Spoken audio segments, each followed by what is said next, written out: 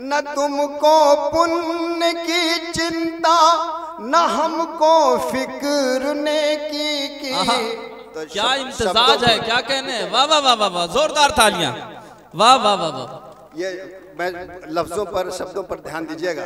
न तुमको पुण्य की चिंता न हमको फिक्र नेकी की। किसी का जल रहा था घर न तुम आए न हम आए।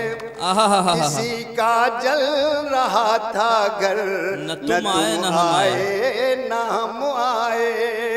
अमीरों से गले मिलते रहे सब ईद होली में।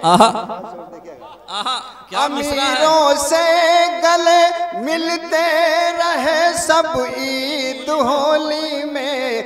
गरीबों के यहाँ चलकर न तुम आए न। वाह, दर्द है समाज का।